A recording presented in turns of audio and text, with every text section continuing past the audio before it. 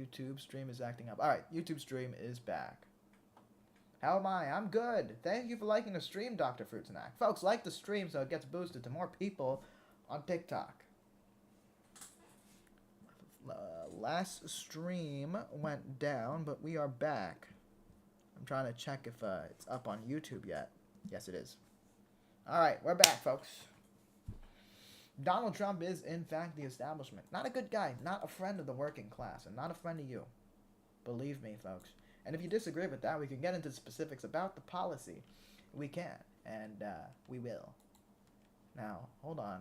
What's going on Google Voice?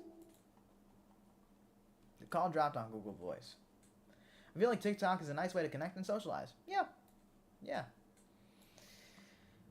Somewhat. It's also a good place to get a lot of people arguing.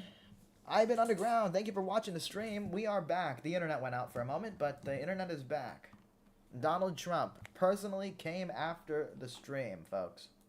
Donald J. Trump, the President of the United States, is trying to censor me. He is trying to stop the criticism. It's unfortunate. But you know what? Free speech is one of the bedrocks of the nation, folks. So I will continue to stream and have conversations with MAGA, with the Trump supporters, and we'll have that debate. Grease V-Buck says, me when I yap. True. Him, Dr. Fruitsack says, him with the help of Starlink. Elon and Starlink. Sandra Simone says, Trump. What about Project 2025? Do you trust Elon Musk? I don't trust Elon Musk. And, you know, Donald Trump was claiming he had no idea what Project 2025 was, even though he's spoken at the Heritage Foundation multiple times, and the Heritage Foundation is where a lot of conservative policy comes from. But he now has 3 authors from Project 2025 in his cabinet. Dr. Fruitsack says Trumpers only speak to Trump. Only speak Trump. Yeah, they only speak Trump. It's like fucking Pokemon, you know what I'm saying? You go to like a fucking random place in the middle of the South, and you're gonna have motherfuckers saying Trump, Trump, like fucking birds. NBN Jammin 14 has shared the live. Thank you, sir. What about Elon Musk and Gen 3 robots? I don't know what Gen 3 robots are, but I'm not really a fan of Elon Musk. I think he should be taxed to hell. Make the coca great again. I don't know what that means. Google the truth about Project 2025. He has anything but establishment. That's why he's putting the establishment into his cabinet. That's why he had the most Wall Street CEOs in his cabinet in 2016 and 2017. David says, who pays for the tariffs? Regular people do. Companies do, and then they will put that burden onto us in order to continue to make the same profit. Tay VM says, aren't you 5'1"? I'm 5'2", sir. John Soltz wants to join. John, what's on your mind, buddy? I think you got bigger things to worry about than Donald Trump, bro. You need a fucking haircut. Is that bro, Aiden Ross in your profile picture? You ain't getting no... That's Is that me, Aiden bro. Ross? That's you? It's Oh, me. I'm sorry to hear.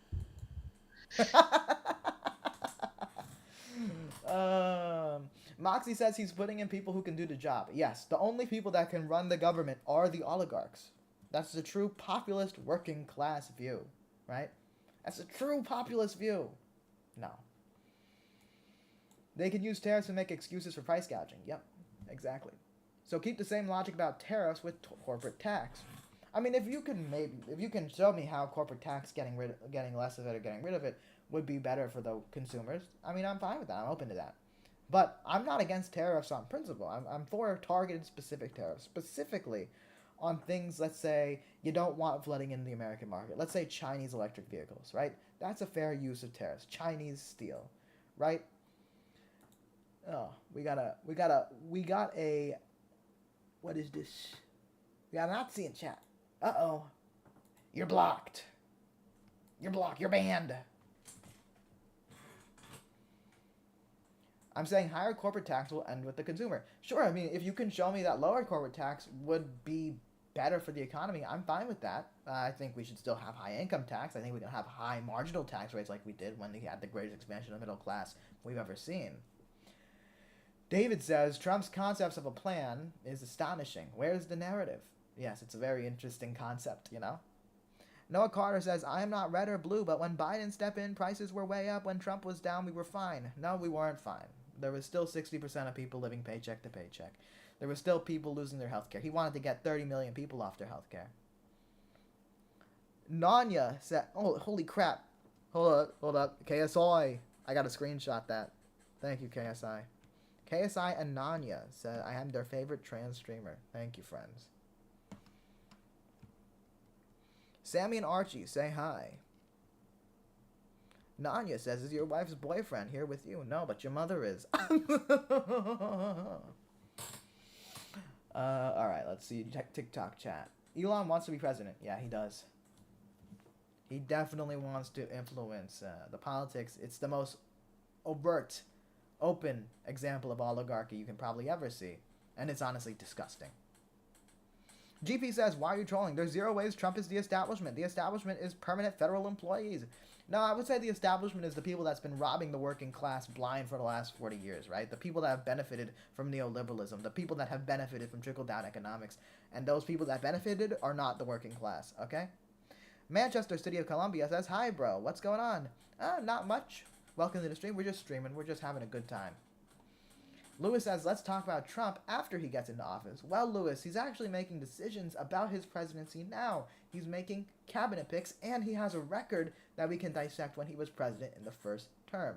So, talking about his cabinet picks, he's putting Marco Rubio, a neocon, a warmonger, never met a war he didn't like, as his Secretary of State, essentially our chief foreign policy guy, right? He says Israel has been held back by Biden, Donald Trump has. So he's going to let Israel more loose to blow up Gaza as much as possible, right? He's put 3 Project 2025 authors into his cabinet.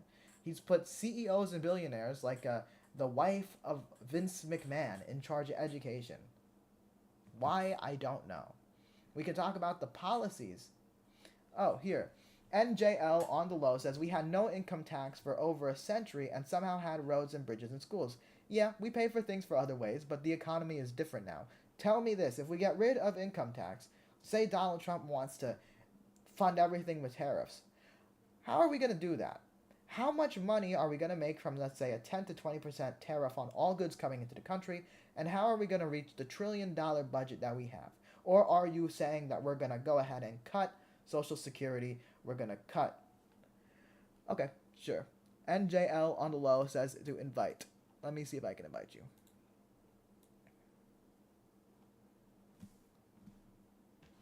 Hello. What's up? How you doing, sir? I'm good, brother. I'm good. What's on your mind?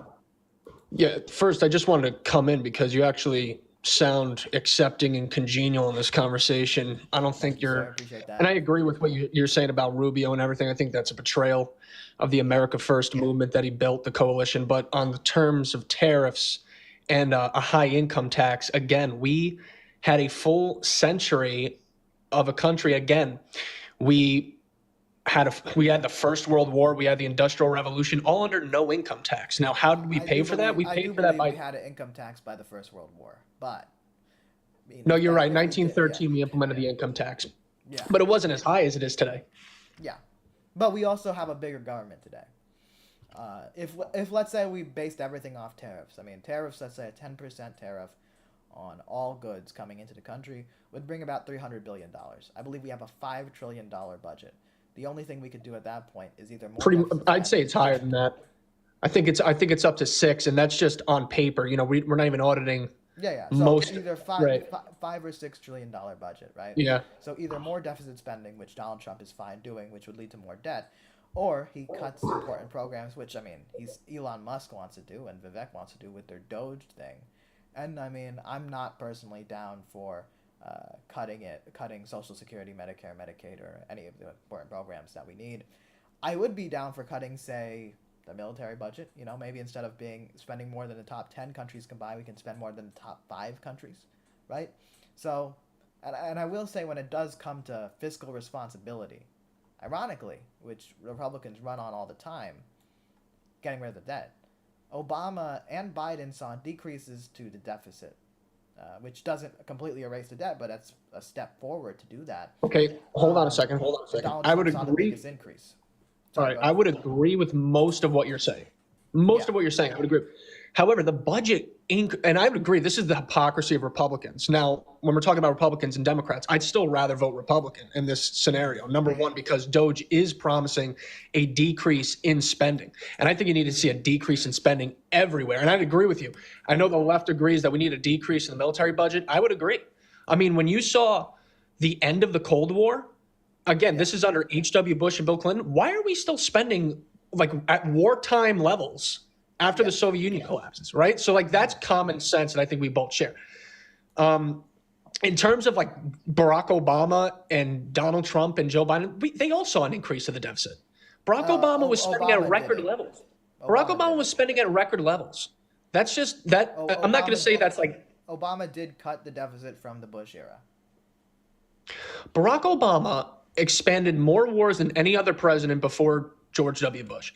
Barack Obama was spending I'm not an Obama fan, but at the end of the day, it is just no. But like this is common knowledge. Like Barack Obama was spending at record levels before COVID and everything else. The deficit went down under Obama.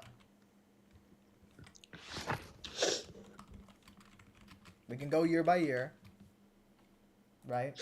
It went down under Obama. It shot up under Trump. You can say part of COVID, but he was increasing the deficit before COVID. I don't have the numbers in front of me. I'm certain. I understand. That with the recession spending, bailing out, think about it. They bailed out all the banks. They bailed out the automobile industry. They bailed out the insurance companies. And that money came from thin air. So there's no way. I'll give you this point, though. I'll give you this point for sure. Republicans were running during the Obama years on lowering the spending. Don't forget, there was a Tea Party movement and an Occupy Wall Street movement during that time, right? And the Tea Party movement was critical on spending during Obama. We can't even get back to recession level spending. We're now at COVID level spending, right? And we still can't get it on. Well, I would say this. I mean, it did go up in 2009. Now that is just when Obama got in, and there was that was a response to the recession. There was the bailout, not just of the banks, which I disagree with, but also the bailout of the auto industry, which I think is a fair thing. But every year after that, it did go down to the point that it by what is this year? 2015, it actually was 1.9 trillion, which was a lot. Sorry, the graph is changing. Which was actually about the. Hold on. Sorry, let me make this page a little bigger because it's acting up. This graph. So in 2008, hold on. Let me just finish real quick. So yeah, go on. In 2015, we had a 0.44 trillion deficit. That was Obama's. Actually, that was Obama's final year, I think. Yeah. And then in 2009, we had 0.45. So we actually were lower than Bush by the end of Obama's administration. And under Donald Trump, we saw increases to the deficit.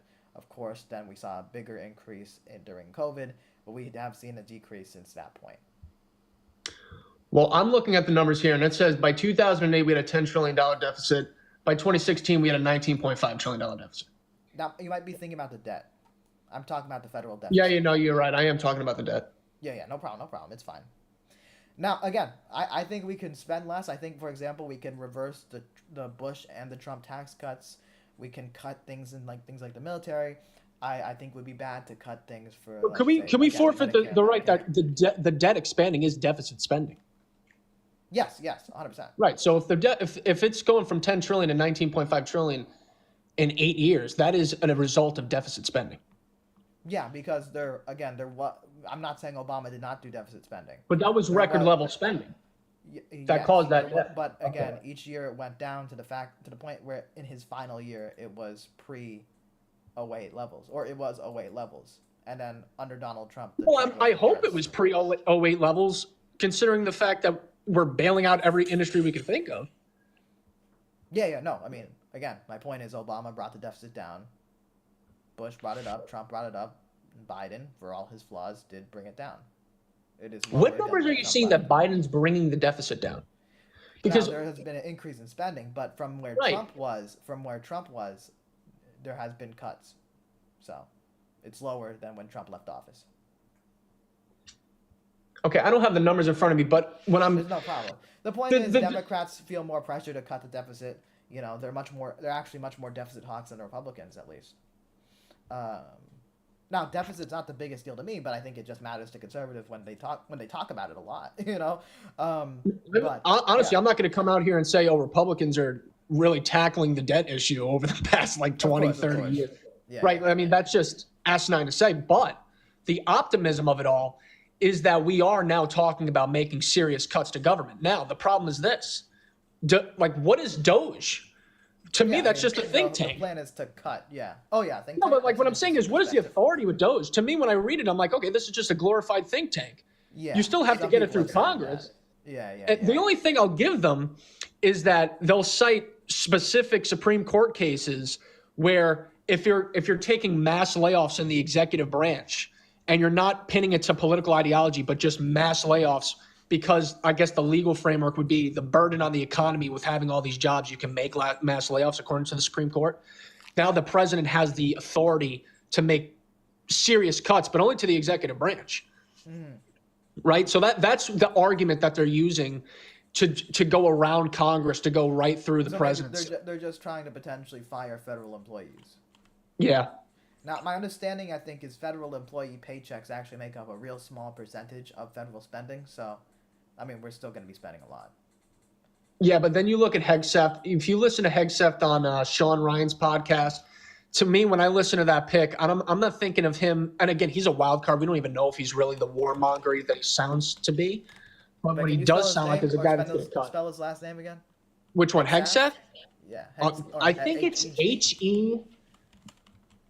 The Fox News from guy. Fox News. Yeah. Fox News guy, yeah. I think if you sound it out, I think it's pretty much when you sound it out. Yeah. It is a weird name, though. 100%. But like he was considered for the VA. And you're looking at, and now he's at the DOD. That's probably the biggest budget in the federal government. Again, we don't really even know. We don't even know what the budget is for the federal for the DOD. Yeah, it's a concerning pick. He does have like a big history of being a neocon. Yeah, Trump has been filling his cabinet with neocons. It's if there was one thing I would say I could at least have felt optimistic about Trump winning is maybe he would actually put non-neocons in, but I knew better than that. I mean, I saw his first administration, so. I'd agree with that too, but when you look at least there is a circle of non-neocons, I would say Tulsi. Trump himself has pretty good instincts on foreign policy. I don't think he has when you listen to him on PBD when he was talking, if you know Patrick Bet-David? Yeah, I know Patrick Bet-David, yeah. Right, Patrick Bet-David's kind of like a big Iran hawk. Yeah. Because he's from Iran. So he was kind of pushing him on the podcast saying, well, what are you going to do? Like, do you want to see pretty much a regime change in Iran? And Trump's first, with not even a thought in his brain, just instantly said, we can't even manage our own country, let alone Iran. Yeah. So that's just like good instincts that he has. But with Tulsi, JD Vance, and him, you have to get around Waltz and Rubio now, and Hegseth's the wild card. So we really don't know what we're going to see here. I think this is the thing. Trump has good talk, especially in campaign mode. But when it comes to his governance, I say he's like George W. Bush on steroids. More tax cuts and more war, right? So he increased drone strikes 435%. His first drone strike killed an American citizen, a little girl. By the way, that girl was the brother of the 16-year-old American boy that Obama killed. Exactly, yeah. The fact that Obama was when he left office, he was the drone president. He surpassed George W. Bush. But then Trump surpassed Obama in 2 years and then removed the checks and balances for transparency of drone strikes. So we only know the numbers for the 2 years. He did more drone strikes in 2 years than Obama did in 8 years, an increase of 435%. When he was given a chance by by Bernie Sanders and Republican Mike Lee to stop selling arms to Saudi Arabia to fund their war in Yemen, which was the worst humanitarian crisis at the time. I'd agree with that. He refused, and I think that just kind of shows where he's at in foreign policy. He likes the idea of bombing more. I mean, he might say like, yeah, I don't want to go to war with Iran. We got to take care of our own country. But then you have to give him this though. You have to give him this credit. You have to give him this credit though, and I'd agree with some of what you're saying for sure. But you have to give him the credit that he did take that party. Whatever you like it or not, he took the party of George W. Bush and ran on pretty much saying the war in Iraq was a big fat mistake and your brother got us in a war and he's addressing it to Jeb Bush. which was like political. I can give credit for the campaign. No, but the campaign creates now the foundation of the support base being anti-war, right? So now we're yet to see how the Republicans will be in the future. I imagine. I'm not talking about establishment Republicans. I'm talking about the base, the support. I'm talking about I agree. I'm talking about the base too, but Republicans they tend to, at least this time around, they turned up the anti-war rhetoric while Biden's president, but there was barely any Republican protest that Donald Trump killed an Iranian general who, whether he's a good guy or not, you just don't kill high-ranking government officials of other countries unless you want to start a war. If someone did that to us, we would bomb the hell out of them. You know what I'm saying? So I agree. Yeah. But again, we did. I think what people don't talk about with that either is that happened right before COVID. Mm-hmm. That happened like right before COVID. We don't really know what the response was. We do know that Iran did respond and kind of like showing like a flash of a missile near a naval base. I don't think anyone really got hurt or injured from that. They did do that. They did do that, but it is honestly kind of restraint, because they could have been like, this is a full declaration of war. Like when Pearl Harbor happened, we declared full war, but they did not do that, and they just kind of like did a little show of force, but no war. When you think about it, like, why would Iran? We hear a lot. Oh, and honestly, that's going to be the war that we're going to see. If there's a war, we'll probably see a war with Iran. That's probably going to be the war. But you hear a lot of war drums with Iran on both sides. And for what it's worth, I'm sorry, people might disagree with me here, but Iran has shown a lot of restraint because they have had so many times where they could have acted out in severe violence and they chose not to, right? Yeah. But I'd agree to this point. I'm not a fan of Obama at all. Yeah. I think the way you talk about Trump with the links to Bush, I think Obama was everything Bush was, but somehow worse in terms of like what he ran on. I think he did everything that everything that people were critical of Bush, I think he did an extra, to be honest with you. But I'd give him the Iran nuclear deal. Yes, I'd give him that. And one of the things about the Iran nuclear deal is there was like international bodies checking if they were following it. Yes, and they were. So, that's because you can watch YouTube compilations from the late '90s to today, and you'll hear the same thing over and over again. Iran's 2 weeks away from obtaining a nuclear weapon. You'll hear it over and over again from like at least '96. You'll hear the same comment. It's the Iraq narrative: weapons of mass destruction. It really is. But at this point, point, to do another Iraq. I mean, you're seeing a proxy war in Ukraine. You're seeing the proxies going on now, Lebanon. You're seeing it now. It's going to be Iran. Yeah, we're in severe. I would say this, and this is because I want to keep it real, and I'm being honest with you. The difference I see with Ukraine is a defensive war. Russia didn't have to invade, but they did, and I do think that it's good to set a precedent that if a country invades another country, including if we invaded another country, the international community should support that country that's being invaded, right? We should be having an anti-invasion foreign policy, and sometimes that does include giving weapons to the side that is defending themselves. But at the end of the day, when it comes to wars where we are the aggressor or supplying the aggressor, we should fully stop that. Stop supporting Saudi Arabia. Don't take $2 billion like Jared Kushner did. Don't take money from Saudis like Trump did through his hotels and golf courses. We got to stop supplying Israel, And honestly, what's interesting? A real interesting thing is there was the Senate vote that was started because Bernie Sanders pushed it to stop the sale of weapons to Israel. This was recently. This was recent, yeah. And there was an interesting group of people, Democrats, that were supporting it. Of course, no Republicans supported. But one of the main people that I saw supporting it, which I found interesting, was Jon Ossoff. Because Jon Ossoff isn't like a Bernie Sanders progressive lefty guy, all right? But I do think he has ambition. And part of his calculations with his ambition was, let me distance myself from being an undying supporter of Israel. And I think that that's at least a nice sign that even the establishment is moving away from them. At least in the Democratic side. The Republican side, I mean, that's not happening. But yeah. Did Rand Paul join in with Bernie? I don't even know. Did he? You know what? That's the only one that that's the only one that I can see joining in. Bernie Sanders Israel bill. Let me see. I'm curious. 19 senators who voted to block it. Let's see the 19 senators. All right. Dick Durbin from Illinois, I believe. Martin Henrik from New Mexico. A Hawaiian one, Tim Kaine. Minnesota, Massachusetts, Oregon, Chris Murphy. And is there any Republicans here? I'm looking. Raphael Warnock as well. I think he has ambitions. Okay, no Republicans present. There is an independent, Angus King, of course, independent Bernie Sanders.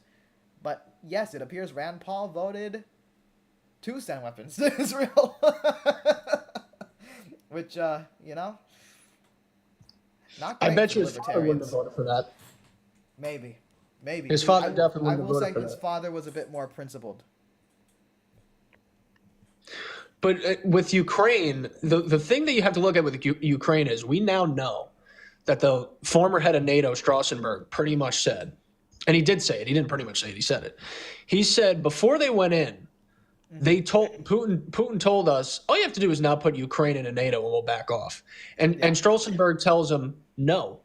Yeah. Now I'm under the principle of I'll take peace for a day.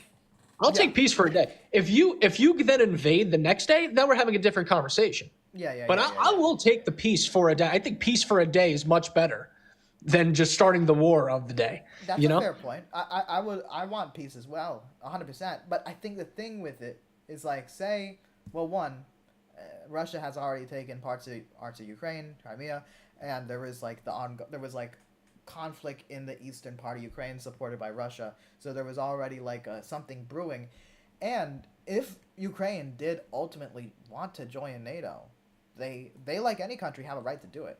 And that is not, I'm not saying you're justifying Russia's war, but if that's Russia's justification, that's not a good justification. Bro, thank you. Yeah. I'll give you this. Thank you for saying I'm not a Russian propagandist or something, because I'm under the framework of you could have been anti the Iraq war. You could have been anti-Iraq war back in 2003. Yeah. But that doesn't make you pro Saddam Hussein. 100%. That just makes you anti-war, right? Yeah. And you look at, again, 2 months into the war, they had negotiations to scrap the war in Turkey and negotiated by Naftali Bennett of Israel. And we send Boris Johnson to scrap those dealings. So now that's looking like a war of aggression. Now that's looking like a proxy. The thing is, I don't know the full details of that negotiations. I've heard that talking point before. I think ultimately if Ukraine wanted this war to end, they would have ended it then and there, and they could have ended it since, right? Zelensky had the negotiations on the table. Don't forget, Zelensky was elected to sign the Minsk Accords 2.0. That was the whole promise, right? And they had it on the table. Yeah. But again, I think this is a lesson we should learn from World War II. I don't think anyone ever takes this into account in World War II. Giving Poland... real quick, I have made quite a bit of World War II related arguments to this, but go ahead. No, I think a lot of people are going to disagree with me on this. But when you take the British and the French giving Poland a war guarantee over Danzig and the Polish corridor, again, the French and the British, they couldn't defend Poland against the Germans at that time. Mm-hmm.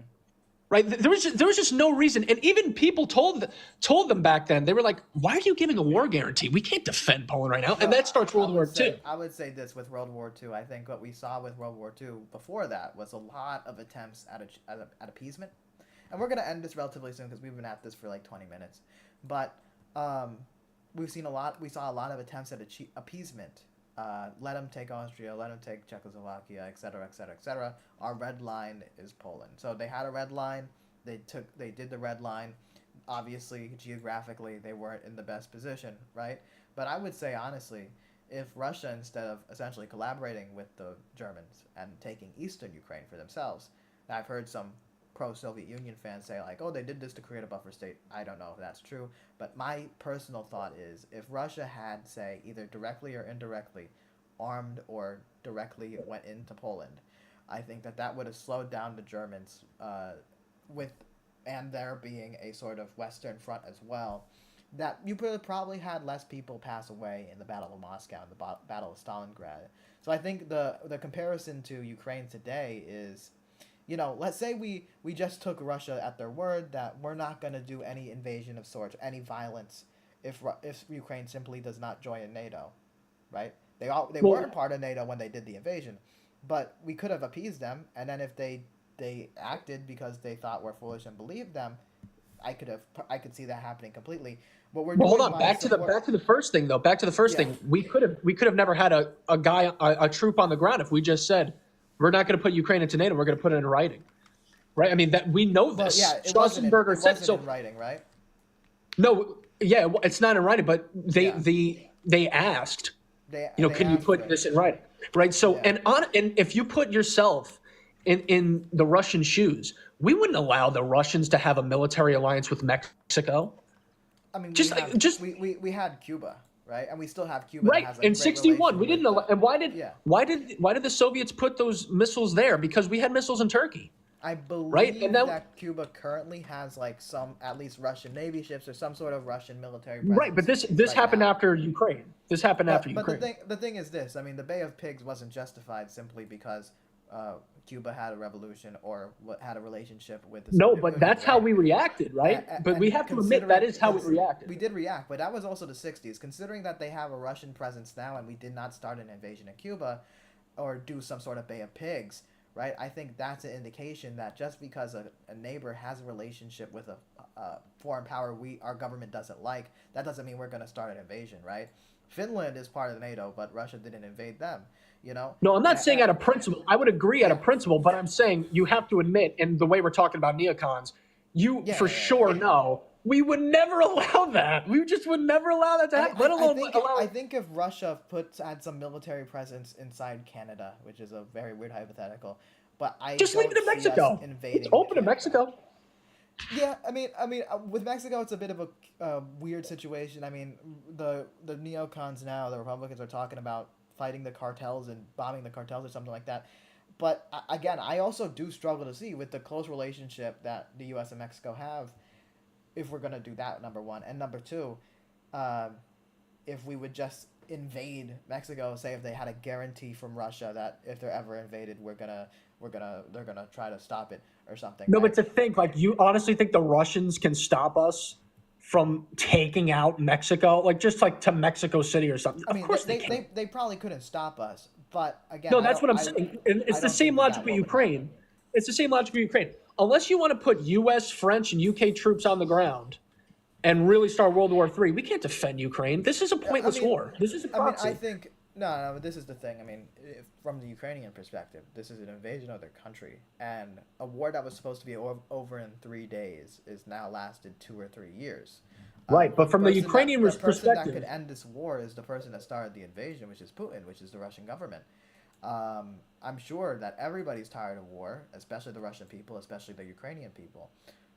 But the people that are responsible are the ones that chose to start it. No matter and we're what not disagreeing Ukraine, there. no Yeah, we're matter not what disagreeing. Ukraine did, whether they joined NATO or got a mutual defense pact with the United States, whatever they did, cannot justify this war. And I think it's important that we set a precedent that the global community, and it should be beyond just the Western countries, but the global community will not stand for land grab invasions. Period.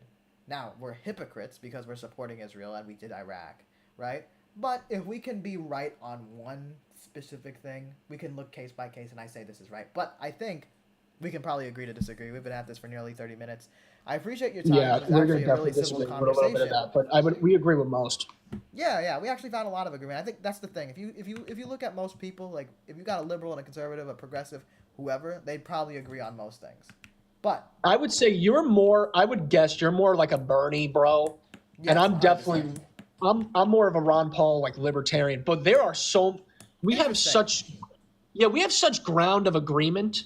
I think we Yes. agree with most things. And then like on economics and others, we would disagree. But I think Yeah. on some like foreign policy and everything else, there's a lot of room for agreement. Honestly, on most foreign policy things, we probably agree on. I think I think we have a disagreement on Ukraine. But if we were say like in the 30s or whatever, we probably have a disagreement on Roosevelt's approach to the war or Yeah. the potential war and so on. But when it comes to the economy, I can say this: the only faction in American politics that is asked how they're supposed to pay for the thing that they're proposing is the progressives, not the Democrats, establishment at least, and not the Republican Party in its entirety. But I appreciate your time. Thank you so much for the civil Yeah, nice conversation. talking to you, brother. It was good. It was Yep. good talking to you. All right, Dr. Fruit Snack, I'm going to let you in. We can have a quick conversation, but I kind of want to log out since it's midnight. Hello. Hey, what's good? I, had a civil conversation, so that's nice. But, since it's midnight, we're probably going to end stream soon. But what's on your mind? You were waiting for a bit. Yeah, I was gonna ask like on a topic. I was gonna shoot a topic.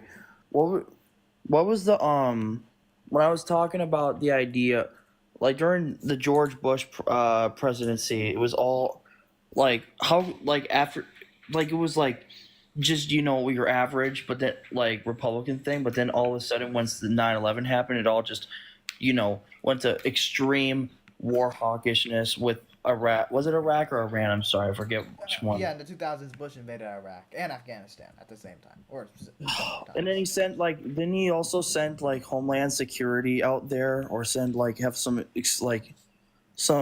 what do they call it? Executive National order Guard? to send the National Guard out there. Yeah, some National Guard was sent to Iraq, which is crazy to me. But I think Which the I- main reason he did that is he didn't want to. He didn't want to do a draft, but he needed bodies to send. Which is Which wild. was a pretty big waste of government money because the Yeah, war 100%. ended up basically killing a bunch of American soldiers, leaving more dead than really any results. I didn't really see any results besides that. And then people kept. For me, I felt like during the Obama administration, I thought it was not as. I thought it was definitely a major improvement from the George Bush administration, because what George Bush left Obama was a crippled economy and the housing crisis Yeah. to fix. Yeah, I mean, Obama did oversee a recovery. He did oversee 70 months of consistent job growth. Wall Street kind of came back, even though Wall Street's not my favorite guys. But, manufacturing investment did go up, and manufacturing jobs were going up. That was the first time that was happening in decades. So, yeah. He was good on every. I thought he was good on a lot of things. I think the only thing a few things I didn't like him for was when he bailed out Wall Street banks, when he was Yes, I disagree with bailing them that. out to basically because they were just they happened to shit out, and then there was a lot of talk about like Chase Bank going after these this Chinese bank, these small family owned banks, rather than the big banks like Chase, Wells Fargo, and Yeah.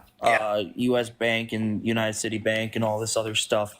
And during this time, it took, of course, a few years for a lot of his progressive, what is it called, economic policies to come in. But then Trump inherited in the early years, like 2016, 2017, the Obama economy. He then started the biggest, wasn't it the biggest, I think it was the biggest tax cut since the Reagan administration. The biggest tax cut for the rich, which he cut revenue dramatically. Well, he still increased spending on things like the military budget, so he increased the deficit higher than any other president before him, I believe, and Because there's especially no when other- COVID hit. Because then there was nobody, they weren't liable for paying a lot of the tax money that was used to pay back the deficit and pay down the deficit, which then had us paying the majority, and we're still under the Trump tax cuts. And now with this new Trump term, he's going to extend it or make worse these already big tax brackets. The bill he's talked about, or his proposal for a tax plan, would increase taxes on 95% of the American people, while cutting taxes for the top 5%, which is insane. That's not sustainable. It's completely unsustainable. unsustainable. And now he's also talking about removing all income tax. What's guaranteed, which contradicts his tax plan, but what's guaranteed is there would be a massive transfer of wealth from the poorest Americans, the working people, to the richest. But then there's already only 7%. Yeah. There's Sorry? only 7% to go around, because there was a video Exactly. I watched where it was only 7% of the nation's wealth is dedicated within, we're talking not Is it even Kyle the rich. Kalinski's But video? Yeah, I've been watching Yeah, Kyle Kalinske. yeah. But he showed only 7%, which is probably even lower now. Yeah. But Yeah. it was only, which is it's I think it was top. We're talking pretty high earning middle class families. We're talking sort of like on the higher end of the middle class, not like high end like They mansions. literally will not stop until they get every ounce of wealth they can get. And from there's the no working way class. it can sustain itself because if no one's buying your products, then there's no money to go back to you, and with no money going back to you, then there's like I can't explain it. Just like there would be no. That's one of the things. I mean, they think in the short term. They don't think long term planning. They think more tax cuts for me. It's good for me. More war. It's good for the military industrial complex companies that I have investments in. It'll make the stock But then go up. McDonald's, but then McDonald's comes to a clarity where they then find out like there was apparently some deal like McDonald's has been, as you heard, been going down the stocks recently with their like going down the prices because they're going higher up in the prices, and now their stock value has been going down because people are not going out to eat because they're buying more groceries than going out to Oh, eat. really? But then when friggin' McDonald's started these $5 menu items, they're now going up because now people are like, people are going out to eat because it's a $5 meal deal, and then McDonald's is keeping this meal deal that's been out for like I think over half a year now, which was supposed to be temporary because now they're seeing their stocks going up. Yeah. I mean, like they're finally realizing, wow, look, if you have a cheap, affordable meal If we price, can you have actually people get more afford things. afford it, so they're able to buy more of our stuff. And then now Starbucks is going to the shitter because now they're increasing their prices, which now is going to lead to more people less going to Starbucks. No. I mean, the thing with the rich is it was Roosevelt that said this. Essentially, like, the hungry people is exactly what authoritarianism is made of. You have people in desperate situations. They are willing to sacrifice their freedoms and the freedoms of others for a filled stomach, for work. You know what I'm saying? And it's ironic that the rich people don't understand this. That they keep at it. They do more tax cuts for the rich. They make income inequality, which, by the way, is higher than it was today, than it was during the Gilded Age. They keep doing that, they will be the ones that are eaten, if you get what I'm saying. Right? Well, they'll be eaten eventually. There's no, because the idea of fascism is that fascism is built on the idea that you have to be going after one certain community. Once all the communities are gone, there is nobody to go after besides each other. So you can be like, buddy, because here's the thing: people like to say and be like, "Well, Trump's economy is great. Oh, Trump was buddies with Putin and buddies with Kim," but then like, guys, he's the same. He agrees with them on 90% of the stuff. He's like he's their guy. Like you're not. The reason he got along with a lot of them was not because he wanted to, make peaceful relations or do diplomacy. It was more because he's like, I want to be just like you, Kimmy. You run your country so well. Nobody even disrespects the floor you step on. And that's why he got along with autocrats and dictators. But yeah, I mean, at the end of the day, the way it's going, I mean, this income inequality is not sustainable for this country, and it's not sustainable for the elites. I mean, that's why you have Zuckerberg and Gates buying so much land and building bunkers. That's why so many rich people love the idea of building bunkers and they invest in it.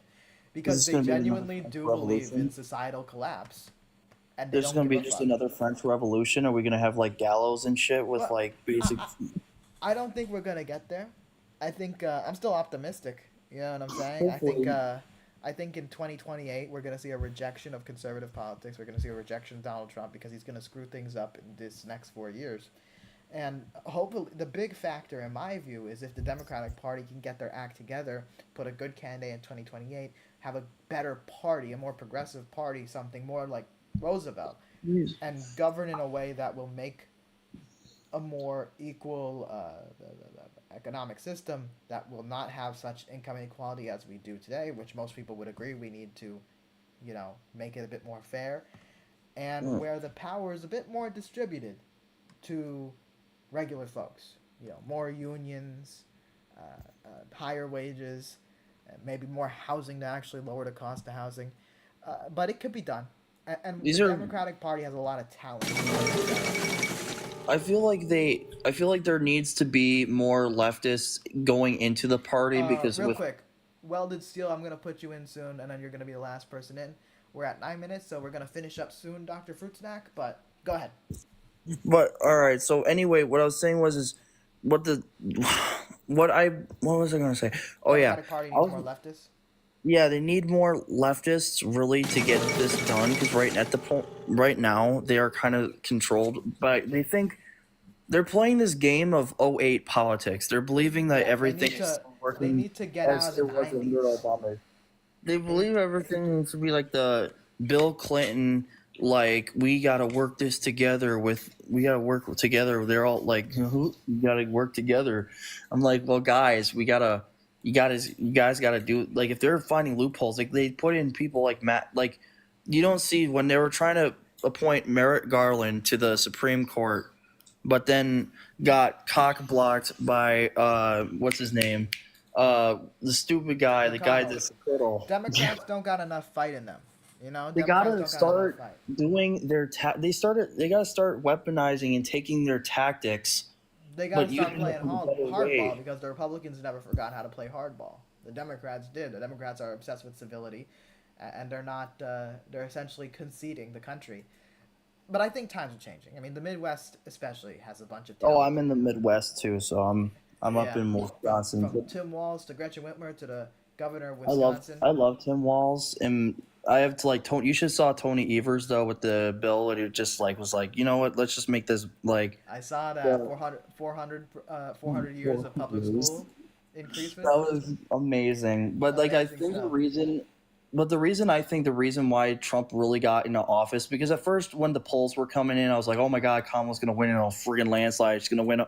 I think Ohio is it or Utah or whatever it was like Yeah, the polling Iowa the was the plus Seltzer three. poll. Yeah. Iowa, like they had all these polls that look all positive, and I'm like, holy shit, this might be a landslide. But then afterwards, I'm like, I was kind of disappointed. I was wondering what the hell. It's like it was slowing down. Everyone was reporting all the red states first, and And then as we analyze the race after it, we can kind of see, yeah, I see why I this came out happened. with the idea that the reason they're doing it, they voted for Trump, is because it was the incumbent because they didn't see really much change. And from Yeah. what I've heard, there's a lot of them that aren't really that are just kind of just sick of how things are going. Hold Well, on, let me quickly respond to some of people on YouTube chat real quick. yes, sir. I see this. This is very funny. Higher wages, lower cost of housing makes no sense. From Pacific Kai Homes LLC. I don't know if you're like I don't know some how that kind of makes realtor sense. or something, but higher wages are good for people. They can pay for their shit, and Higher wages make no housing sense. should not be so expensive. I mean, home ownership is an indication of financial success. So if you're gonna have a situation where people can't afford their homes except for the ultra wealthy, well, that's not a great thing. Conservatives are now fighting back. TDS is heavy in this chat. Pacific Guy Homes, yeah, I don't know. We're fighting for what? Higher cost of housing, since that's apparently what makes sense for you. Okay, anyway. Final point, so we're going to probably move on soon. Yeah. All right. So then because then I remember like there was the fact that people like I'm just gonna have to make some criticisms of like the Democratic establishment real quick. I absolutely hated the left leaning the left like media going on. Like we're talking Joe Scarborough, Mika Brzezinski, and all those retards out there, or those stupid people saying the left needs to turn more conservative. We need to be more right on these issues to get more voters in and be able to mitigate how we lost 15 million people out of nowhere. Because didn't you see there's less people voting for Kamala and there was like barely a difference in how many people voted for Trump that they did in 2020 than there was in 2024? Yeah. She Where they lost a lot of like, votes from Biden. I think it was, and ultimately they all Democrats blamed it were not on the excited. Palestinians. They all blamed it on the people that are like on the that are voting for like Jill Stein or whatever, even though they made only like 500,000 maybe, and which is like Yeah. not even a lot. The But then they're The Green Party had less impact in this race than they had. Probably even 2020. I think they had less voters. Really, what happened, why we lost, was we just let the Republicans dominate the narrative. We essentially abandoned playing populism, and we let them play like they're the populists, like they care about workers. And I do think that I've been seeing enough discourse in the Democratic Party that there's a lot of Democrats that realize that, and we're probably going to be moving towards we're going to have a challenge. You know, in 2028, we're going to see whether this sort of West Coast elite liberalism of Gavin Newsom or the neoliberalism of Pete Buttigieg, we're going to see that compared or put up against the populism of Tim Walz or Gretchen Whitmer or the fella from Wisconsin. And I think a good, strong primary is going to lead to a stronger Democratic primary, and I'm looking forward to that. But it's been 15 minutes. I want to head off soon, so I appreciate your time, and thank you for watching, man. Thank you. You have a good one. Sorry for the taking up too much time. No problem, no problem. Last time it was long, too. Thank you. You have a good one. All right, let's read some of the chat. Welded Steel left, unfortunately. I was going to... But, Cece says Gavin Newsom for prez. I just disagree with you. I'm more of a Walz guy myself. But the ultra-wealthy don't own the majority of homes. The working class does. The high mortgages and interest rates make it extremely difficult for people to own the homes. I mean, a lot of banks are buying out the housing and landlords, etc., etc., etc. We didn't lose. You just don't understand, probably because you're young and have a little license. What are you talking about, SND? Trump finna clean house. No, he's not. He's putting in the swamp. Look at his cabinet picks. Serious lack of common sense. I love that you guys always got a common sense, but you don't even make an argument. Eggs are going to be $10 now, Baldy says. Potentially. We're definitely going to see. Pacific Kai Home says, higher wages raise prices, dumbass. So you just want to keep the people poor. Is that what I'm hearing? Yeah, you know. Rich people, CEOs, their wages can go up 300%. The top 0.1% of the 1% saw their wages increase 400%. Meanwhile, the rest of us, the bottom 90% of Americans, saw only 28% of wage increase in like the last 30, 40 years. Since the 1979 or something like that. If you think that's okay, that's ridiculous. That's ridiculous. That's dumb. And you're not part of the 1%, Mr. Housing LLC. I guarantee you that. Count Trees says, you don't like being able to afford shit. Well, the tariffs are going to make things more expensive, and I voted against the tariff because I voted against Donald Trump. So, if you disagree, there's a call-in number. Well, actually, I'm going to end the stream soon, so don't call in. I'm just going to respond to chat for a little bit. If you like lower wages and neoliberalism, then vote for Donald Trump. Count Trees 79. All right, TikTok chat. What did I miss? Unethered Minds Music says, it's crazy y'all still brainwashed in 2024. You could just make an argument. SND Rock says, have you considered the possibility that you just have a very narrow view of the world? What makes you think at a young age you have it all figured out? SND Rock, I can have my views on the world and I can share my views on the world, and in this stream I'm literally having it questioned, and when I have it questioned it frankly feels more emboldened. I put it to the test all the time, you know, so yeah. I've had the same views for many years. So many demographics vote against their own interests. Yeah. All right, you know what? We're going to let one more person in, Justin. What's up, Justin? What's on your mind? Trump is the establishment. He's that man. He's going to make this country great. You think so? You like more tax cuts for the top 1%? Are you part of the 1%? What income do you make? That's what I know. What's your income? I'm rich as fuck. Really? Stop pocket watching, bro. You're not my bitch. Or maybe you are. Well, listen. If you're part of the top 1%, hey, look, you're, maybe it's your guy. I mean, he's your guy if you're part of the top 1%, but it's people like you that gotta be taxed more. 100%.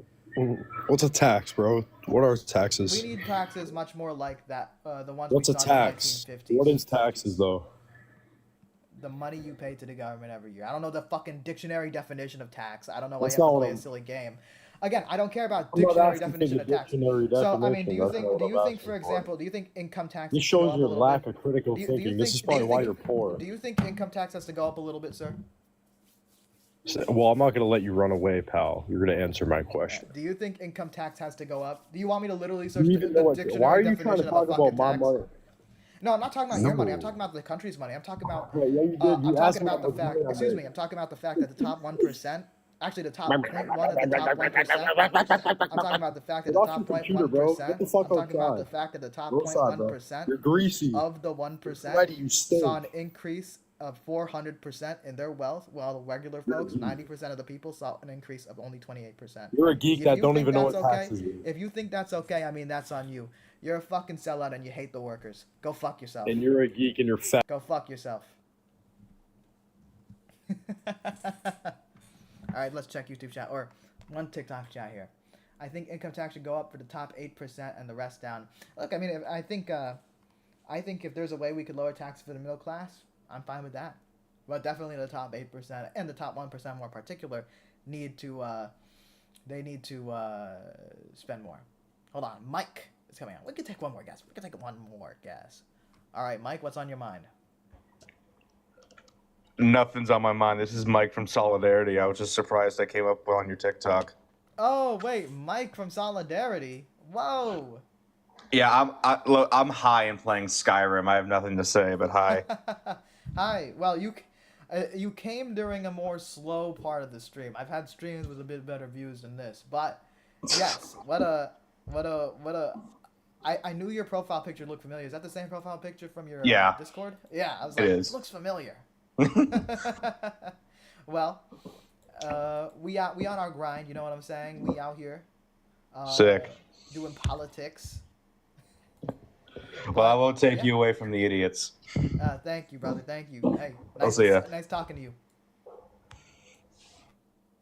What a neat thing there. All right, let's check YouTube chat. Eat 'em up, Cece says. Thank you, Cece.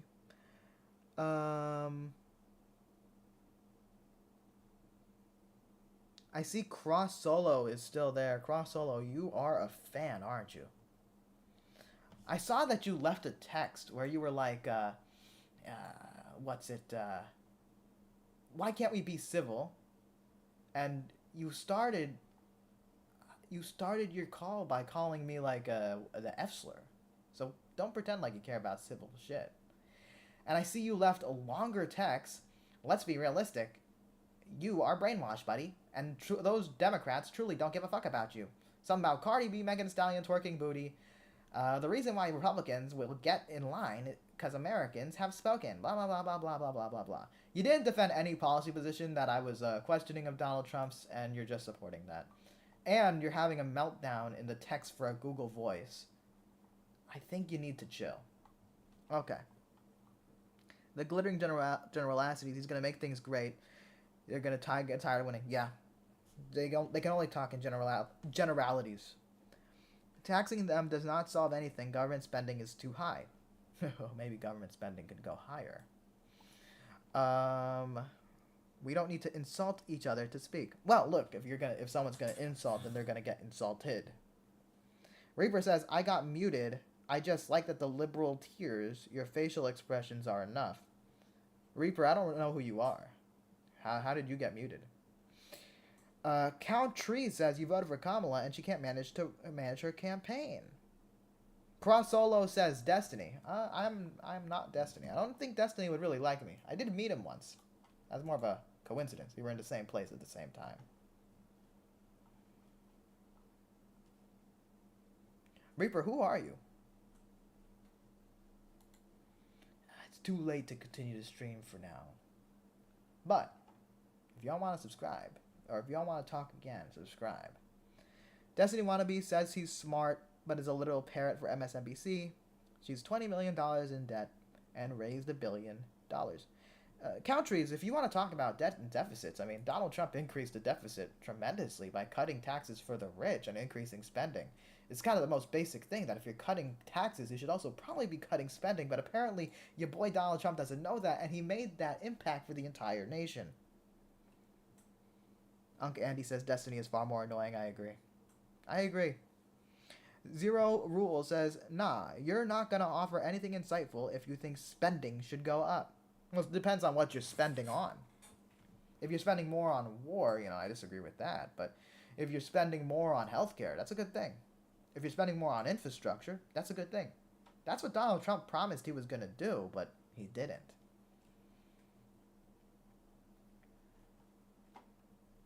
Jliff says you need more engagement so you can get more viewers.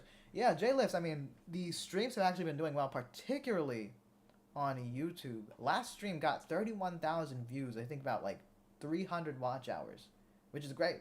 It's gonna we're gonna meet that 4,000 watch hour threshold for YouTube monetization real soon because of these debate streams. I'm pretty happy about it. Josh Ring says the economy went poor with Biden. Well, I mean, there was an economic collapse under Donald Trump. I mean, you could just say that's COVID, but Bush doesn't get an excuse for the recession, right? And ultimately, Donald Trump did destroy the social safety net, or did not improve it at least. And when you don't have a good social safety net, your recessions will be worse. Why didn't you say the whole text? I asked you if that was the reason why you voted for Kamala, because Megan Thee Stallion was twerking their booty. Cross Solo, I don't know if you're, respectfully, I don't know if there's something wrong with you. But if you think after I listed off all the policies that concern me, that the reason I voted against your guy was because of Megan Thee Stallion's ass, that says a lot more about your thought process. The fact that you want to pretend civility matters to you. Like, why can't we be civil? Why can't we be nice to each other? Look in the fucking mirror. Alright, let's see here. That's not who I voted for, genius. You're no better than Trump supporters. Zero rules. I don't know what you're talking about. Bush was way too long ago to compare. We need to focus on what's going on now. I don't want either to be fair. That was the first time you ever seen booty shaking. And you were like, yup, that's my president, Kamala. Cross, you're the dumbest motherfucker I've ever seen in this chat. Congratulations. Count Tree says I subscribe, by the way. Thank you, Count Trees. I appreciate that. Jlifts in TikTok chat says, I mean, you do gotta admit that's pretty embarrassing that she had her at a rally. I mean, Hulk Hogan ripped his shirt off. Republicans will bring in celebrity endorsements. Democrats will bring in celebrity endorsements. I don't really care for them. It doesn't really impact my vote. But if Megan Thee Stallion wants to shake her ass for Kamala Harris, she has a right to do that as an American. JFK was bringing on Frank Sinatra to sing songs for him. So, and Jay Lizzie, yeah, but shaking out at a presidential rally, I get that. I understand that. And if that's honestly not your thing, or not a thing of other people, you know, I say focus on the policies. Josh Ring says, I don't want either to be fair, need to get rid of the parties. Yeah, I mean, the thing is with modern democracies, we've seen this in every country with a democracy. I mean, party politics seems kind of unavoidable, you know? When you have democracy, when you have voting, you need organizing, you need groups to support each other, to support campaigns, etc., etc. Parties kind of form naturally, you know? People need to run for their policies, not their party. I agree 100% with that. I mean, I voted for a Republican before because they seemed more like a reformer than the Democrat who was running at that time. You know what I'm saying? Ricky says Megan got paid. Probably. Ugh. I need some water. Mac Jones says, nah, Josh, we just need more than two.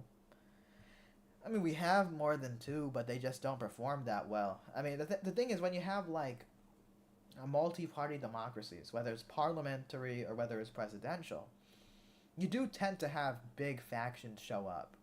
You know, in Canada they have a parliamentary system, but they have the NDP and they have the Liberals and they have the Conservative. But ultimately the NDP is always going to be smaller than the other two, you know. But I'd be open to more parties. I would. If there's a party that was more exactly like my values, I'd support them. But what you find is a lot of the political factions that would be forming other parties just tend to be part of the Democrats or tend to be part of the Republicans. Keith Ridge says, I voted for Trump, Elon, Tulsi, and the rest of the cabinet. Why did I vote for a 403? I don't know what that exactly means, but, you know, if you voted for the cabinet, you also voted for Marco Rubio and Neocon. You also voted for a George Soros director, or advisor. I can't remember his name exactly. But yeah. Corey B says the Democratic Party is done. If you think that, listen, if you think the Democratic Party is done because your guy won 49% of the vote, I mean, you're not much of an understander of history, right? Franklin Roosevelt, and completely dominated for 4 elections in a row. 12 years. Dominated the Republicans. And then the Republicans came back.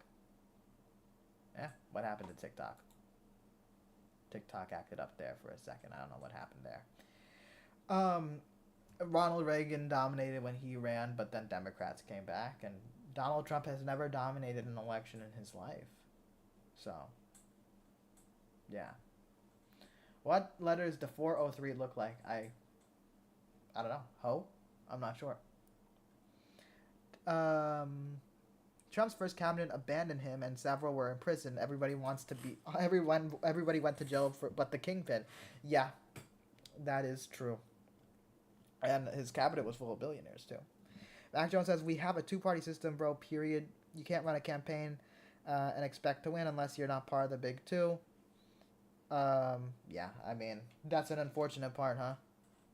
Maybe there will be change. Maybe there will be change. Josh Ring says, I'm neither a fan of both, but Trump won more than 49%. Nah, the recent updated numbers, he's at 49 point something percent. He did not crack 50.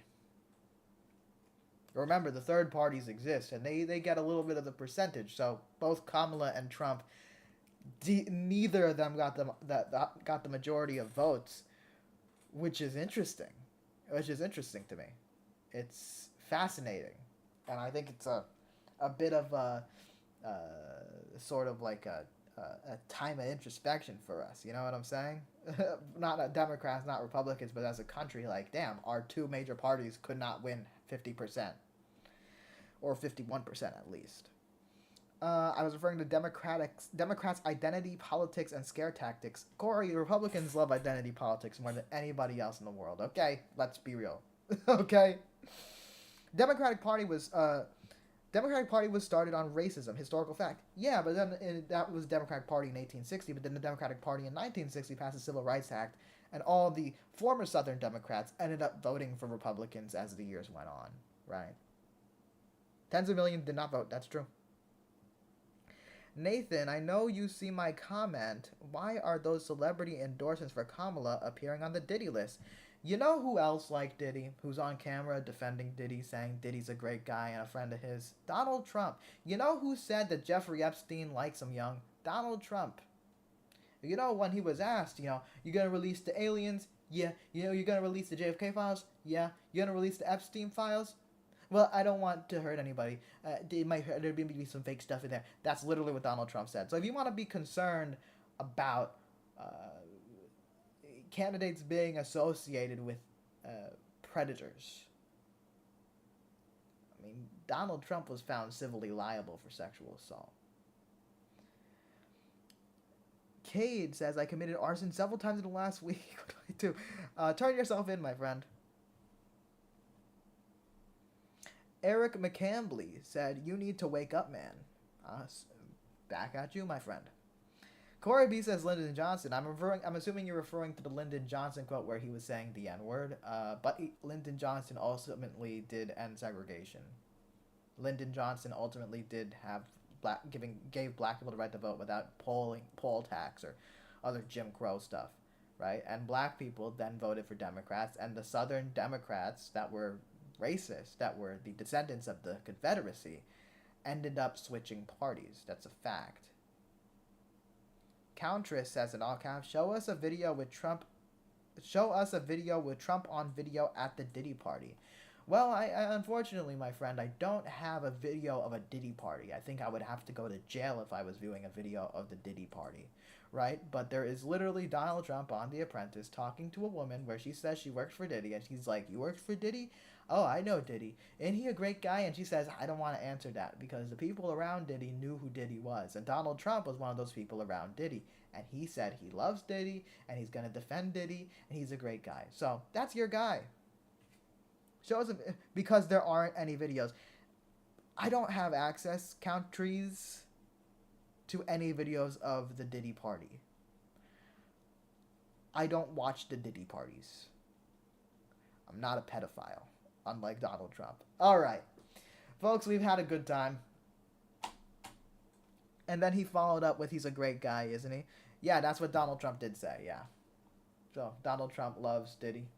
Donald Trump loves Epstein. And I appreciate all you guys watching. Thanks for the time. It was a good stream. All right, see you all later. Eric McCarthy says, I've been woken up after voting left for the last 20 years. The best cycle was shockingly Trump's 2016 to 2020. Yeah, no, Eric, I completely disagree with you. I would go into it, but we're ending the live stream soon, so yeah. Ricky for real says, accused by a woman who couldn't remember the incident on the day, blah, blah, blah, blah, blah. He lost in court. That's what I'm going off of. He lost in court. He was found liable. Sebastian the Realist says, you have 30 views. You're irrelevant. Sebastian, I'm on my grind, buddy. Last stream got 31k views, which is 300 hours, which is good for reaching that 400 or 4,000 watch hour threshold for monetization. I'm on my grind, buddy. Since when is a relation an assault? Unc Andy says, since he lost the court case. We have Trump on tape being friends with Epstein. Yes, we do. We have tapes with Jeffrey Epstein saying he's friends with Trump. That is also true. And that was while Trump was president and Epstein was describing the inner workings of the White House, so they were in contact. Unc Andy says there was no assault made in court. He paid to keep the quiet emerital. Paid to keep a quiet emerital. He was found civilly liable for sexual assault in court. That's a fact. You can deny it, but that's on you. Ivan says conservatives love pedophiles. They absolutely do. They absolutely do. And y'all can try to deny it, but the more you guys defend pedophiles, the less inclined I am to assume that you don't love pedophiles, you know? Stop defending pedophiles, folks, and then I'll be a little bit more charitable to MAGA. Get comfortable, because the next 4 years will be amazing. Thank you, Sebastian the Realist. Let me guess, you support the tariffs that's going to increase inflation on everybody, that's going to make everything either 10 to 20 times more expensive, that's going to cost $3,000, $4,000 in new annual cost on individuals. Michelle Oprah Whoopi all thanking Harvey Weinstein.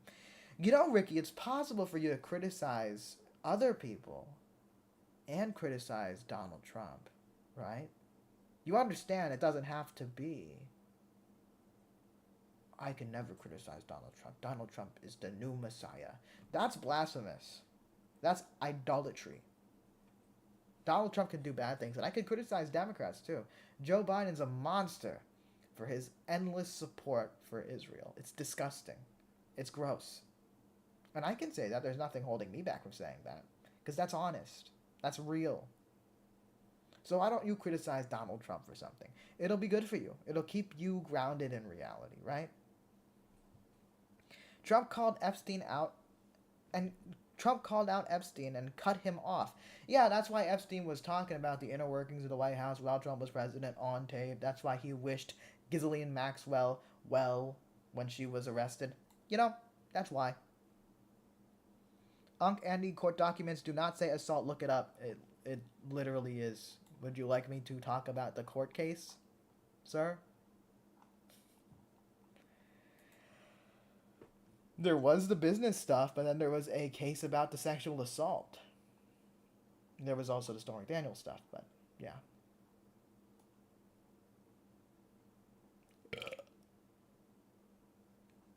Excuse me.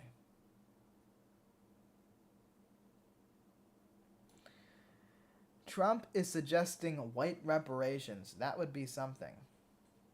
Trump won another court case because he stays getting W's. I get it, Sebastian. You want to suck a politician's dick.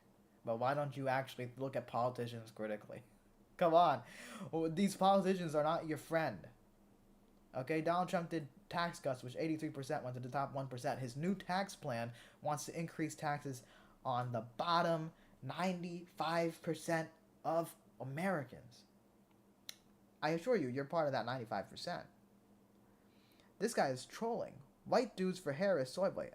You know, Michael, it's interesting. You're assuming I'm white, but there was a lot of conservatives that have said the most racist shit. I'm just being real. It's not me dropping buzzwords. They've said the most racist shit towards me about Indians. When I'm not Indian. And I'm not white. Which is interesting. Complains about tariffs but supports raising taxes. Dude has no self-awareness. Yeah, I support raising taxes on Elon Musk. Absolutely. You know, we had 90% marginal tax rates in the 1950s, and we saw the greatest expansion of the middle class we've ever seen in our history, right? I don't think you guys know what a marginal tax rate is. It's essentially a tax above a certain amount of money. And that's a good thing. Ghosted Soul says it was an emergency. I don't know what it was referring to. When you buy your groceries, you will understand. I do buy my own groceries. And I'm not looking forward to tariffs on products that could be much cheaper, which are going to be more expensive, and it's going to be put onto the cost of the people. I love Pacific Kai Holmes here. Doge, tariffs. Thank you. Sexual abuse is the exact wording. I double checked. Yes, it is. This dude supported Kamala Harris. Remember that, folks. That's all you need to know. Well, if you don't like Kamala Harris, the fact that she's better than your guy says a lot. I don't really put Kamala Harris at a pedestal. I can criticize the way she's ran her campaign, but you guys will never criticize Donald Trump. That's the difference between you and me, is I'm not a partisan hack, right? I keep it real with motherfuckers. Even if it offends you, that's okay with me. You're Sebastian the realist. I mean, you're Sebastian the fucking simp. Oh yeah, that's what the election said too, huh? I mean, both candidates weren't exactly popular. Neither got over 50% of the vote. Department of Government Efficiency, Pacific Kai Holmes. I don't know why you're repeating just names of potential agencies. CC says the U.S. had the best COVID financial recovery in the world. Yes, we did. The realistic thing about voters, though, is they don't really care about the macroeconomic stuff. And the thing is, I understand that. It's on Democrats to not just do decent work, but great work. But yes, we did have the best recovery in the developed world. Yeah. Ricky says you have no clue how tariffs work. Ricky, I'm for tariffs if it's targeted and specific. Tariffs are a great way to prevent certain goods from flooding the market. For example, if you had a tariff on Chinese electric vehicles like Biden put in, to prevent Chinese electric vehicles from coming into the market, to make it not profitable to flood the American market with Chinese electric vehicles. I understand that, and I think there's a case for that. But tariffs across the board are dumb. Are stupid. And the tariff would not be on the country where the thing is being manufactured, it would be on the corporation. So say if you had a vacuum cleaner that was worth $100 to produce. So Walmart sells it for $150 to make $50 in profit. But there's a 10 to 20% tariff, let's say 20%. So it becomes 20% more expensive. Well, Walmart still wants to make the same level of profit that it made previous. So then they put that 20% increase in the cost onto the consumer. It's a pretty simple thing. That's how tariffs work. You could have specific targeted tariffs, or you could have across-the-board tariffs, one of which has been done before, another, well, is dumb. We don't simp for Trump. We have common sense. You're to your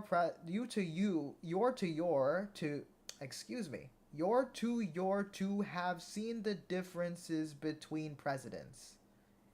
It's interesting grammar, Pacific Kai Holmes, LLC. But frankly, I think you should be not using your business account to debate politics, but I've seen your president. He was an ass president. He increased drone strikes from 135%. He increased military spending each year. He cut revenue dramatically, and he cut taxes for the rich to the detriment of the poor. How many countries have tariffs on U.S. products? Please give me a number. I don't know off the top of my head, but what does that have to do with the fact that if we do a 10% tariffs on all goods coming into the country, that 10% burden will be felt onto the American people? And that analysis found that it would be an extra burden of about $3,000 to $4,000 in new cost annually to the American worker. You're lost.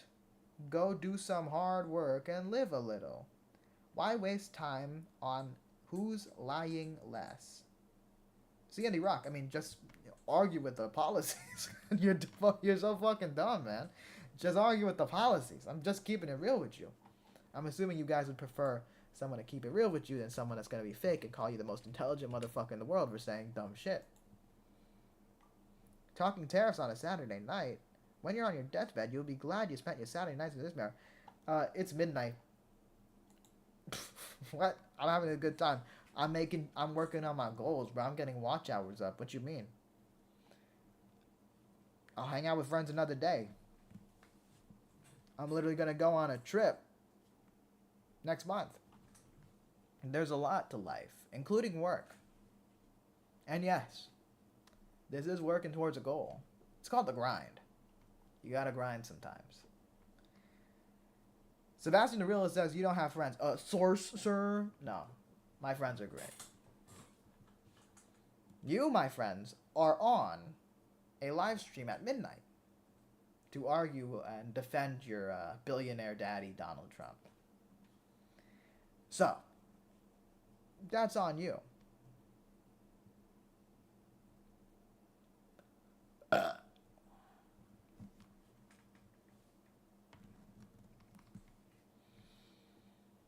How does the stream look from the computer side of things? You know, I gotta say, it was very funny, that one guy.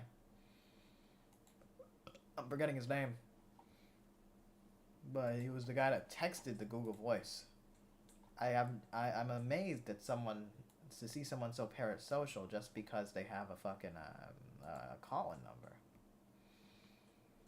What's this? She wants to lower the voting age because they have their hooks in the education system. Did you attend college by chance? Let me guess. I attended college, therefore I have no opinion. Yes, I did attend college. I graduated, too. He's not my daddy, but he sure is going to take your folks to the woodshed. I don't know what that means, Dustin, but, I mean, he's going to make sure that more taxes are on your ass. He's going to make sure your tax money goes to more drone strikes. He's going to make sure your tax money goes to Saudi Arabia. So, yeah. S&D Rock, you're not really making an argument. You're just saying, you went to college, therefore your opinion's bad. You sound like a dumbass.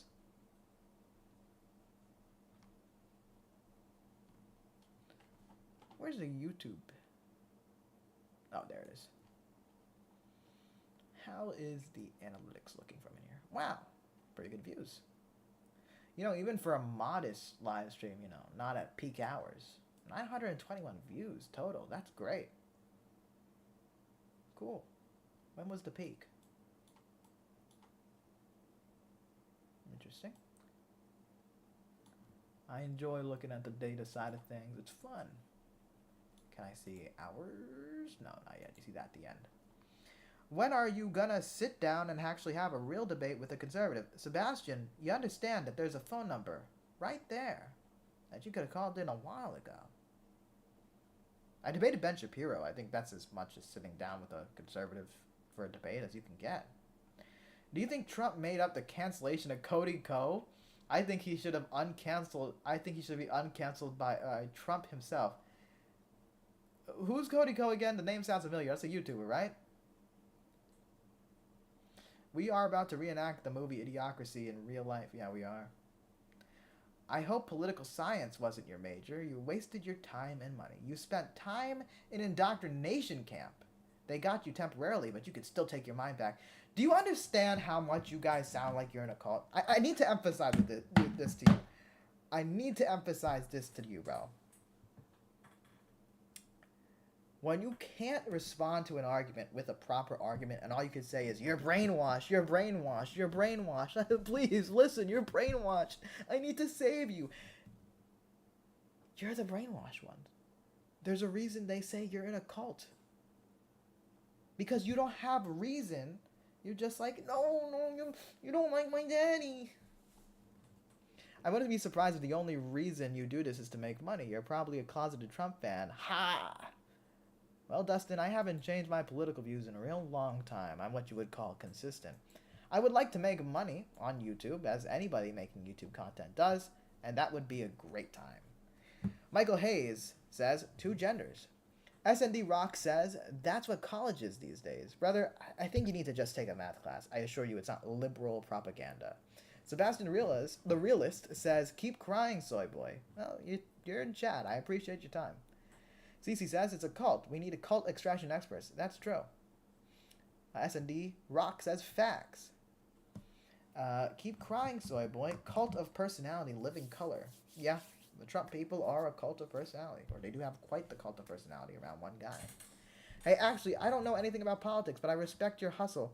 All I want to say is I'm actually the tallest midget in the world. I'm 7'11", and I weigh 2 tons. I'm actually so ugly. Well, I'm sorry to hear that, 301 kilometers. I'm sure you are beautiful. Dustin, just skipped over me, right? What did you say?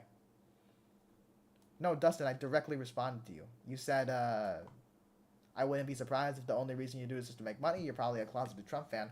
I'm not monetized yet, Dustin. I do this for, one, for fun. And two, yeah, I hope I get monetized. And three, I've had the same political views that I've had for many years. I'm what you could call consistent, unlike Donald Trump, who, well, on one hand will campaign saying he's going to end the wars, but then when he's president, increase drone strikes 435%. But you probably don't care about that because it's brown people getting blown up, and you don't see it, so it doesn't bother you. But no, Dustin, you did not get skipped over.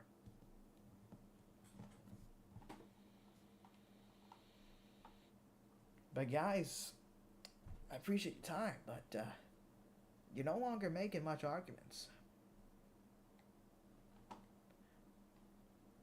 301 kilometer says, it's okay, I've had such an amazing life, man. There's not a single midget who's taller than me. Yeah, I mean, tallest midget at 7'11"?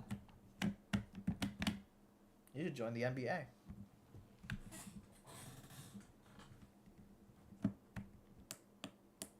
Johnny Boy says, you're greasy as hell, twin. Thank you, Johnny Boy. That one dude that texted an absolute meltdown. I'm not going to show it because it has his phone number, but why can't we have a civilized conversation? Why must you talk over me? Always want to be right. I'm sick and tired of this divide. He came into the stream earlier and immediately said the F slur. So, I'm sorry. You guys are Republicans. You guys are Republicans. You guys need to get your boys. Be a bit more critical of yourself. And, you know, when... Stop pretending civility is your issue. Okay, wait. Seeing how obsessed some people are with Trump makes it easy to imagine what Nazi Germany was like with Hitler. And I'm not calling Trump Hitler. Rob. That's just ironic. All I can say is that's just ironic. There's only one cult of personality in America today, and it's Trump's cult of personality. Hitler would have loved to be Donald Trump right now.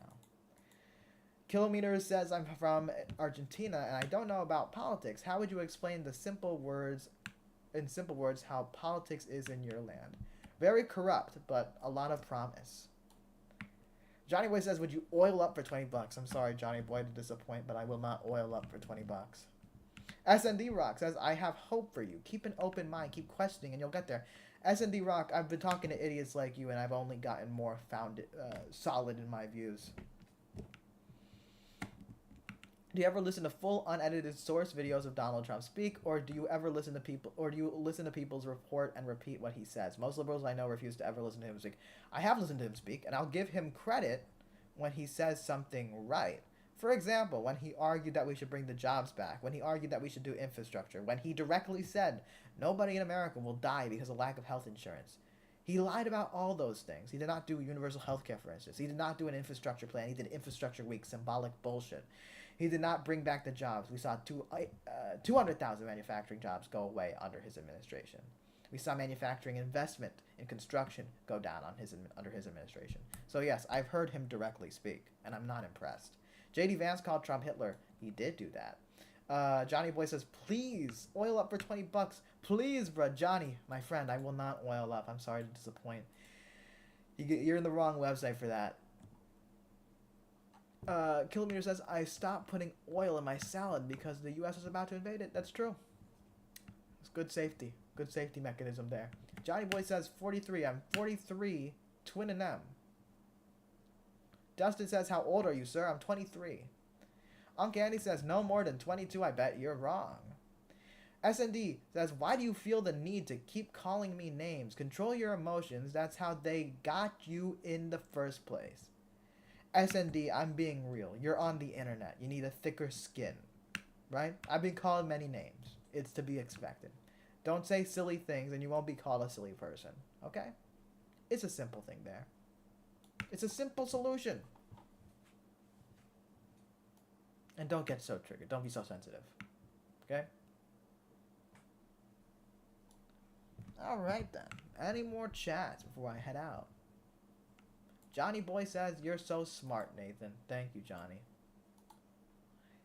Much appreciated.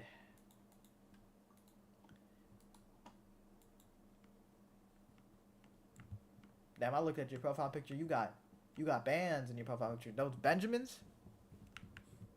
Rich boy. SND says, you're making excuses for yourself. Time to be better. SND, I can insult whoever I want on my own fucking stream. Please, grow a fucking pair of balls. Okay? Dustin says, "Not surprising. I was a Democrat until 27. I figured out where I went wrong." You know, Dustin, I can make a safe prediction that that's not going to happen with me. Giant Boy says, "On God, twin." Thank you. Joe Dillon says, "MAGA." Yes. Yes. Make America gay again. Uncle Andy says, "Have a good night, bro. My fellow Floridian, I'm in the 239. Much love to you, my friend."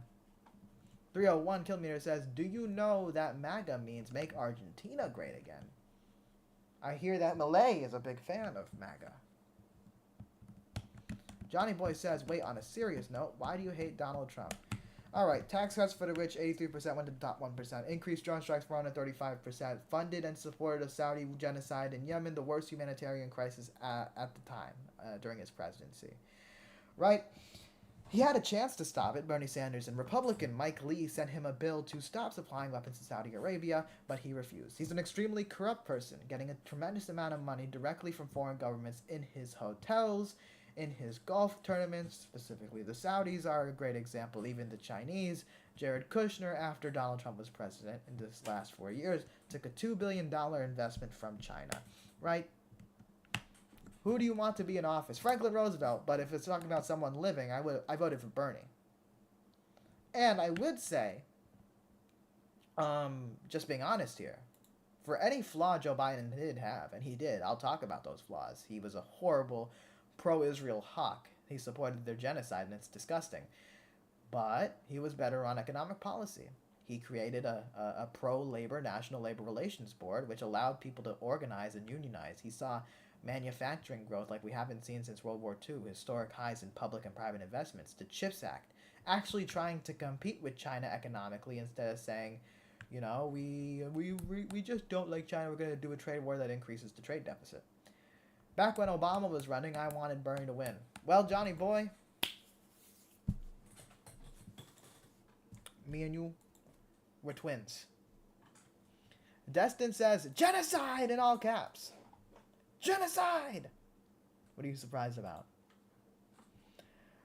What person, dead or alive, would you like to interview? Fuck.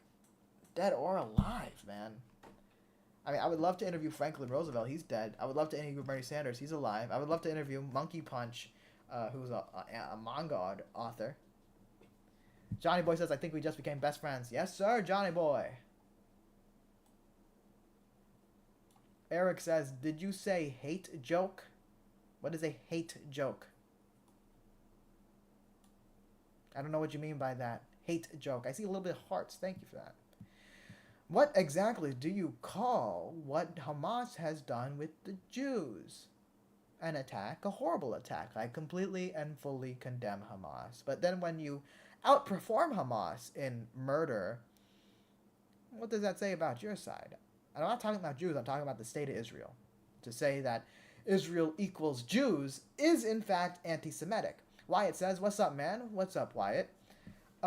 When you outperform the boogeyman that you set up, that is the justification for every bombing and killing that you're doing, it is a real, genuine condemnation of the Israeli government and the IDF.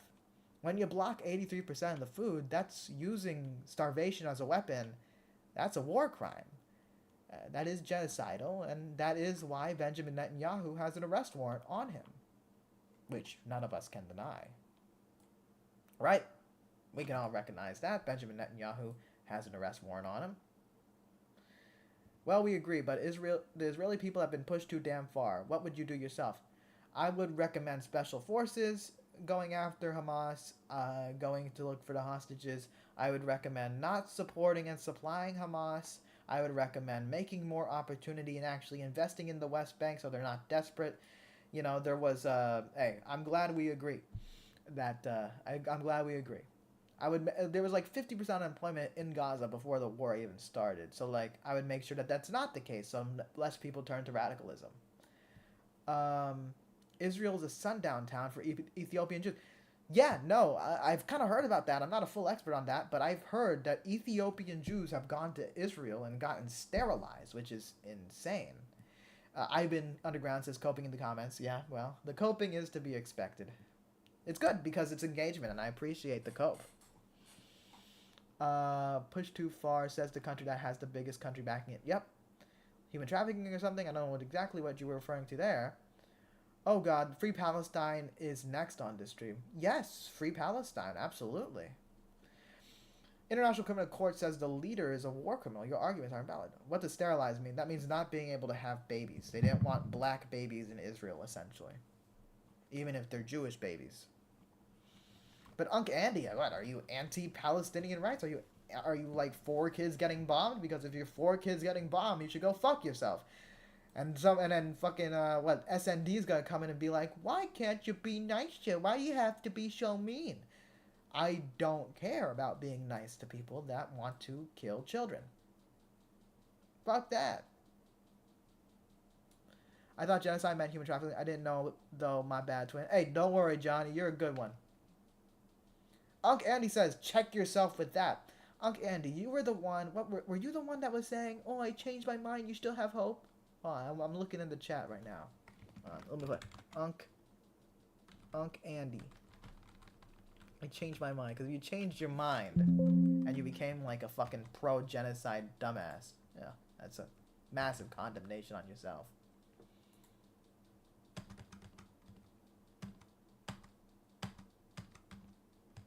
I'm looking through the chat to see if that was you.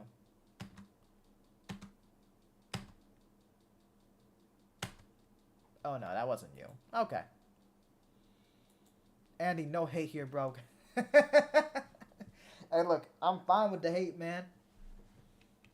No, it wasn't you. Hey, sorry for accusing you, Andy. You have my genuine apology. But, yes, I am critical of Israel. I think no child should be bombed, and Israel has been starving them, too. My bad, Andy. Look at this. A friendly interaction in this chat, in a debate chat. That's what it's all about. That's what it's all about.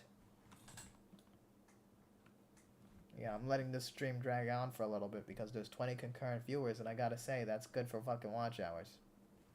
Montreal protest is what I'm referring to. I don't know exactly what you mean by that. Ivan Underground says, anyway, free Palestine. Yes! Free Palestine 100%. From the river to the sea. Anyway, I've been going at this for too long, folks. It's 1:12. So, I'll do my best to stream tomorrow. So I will see you guys later. Let me end. Well, let me see where stream's at. Let me go live. So I will see you guys later. This is a good place to cut off. Alright, see you guys later. Well, let me see where stream's at. Let me go live. So I will see.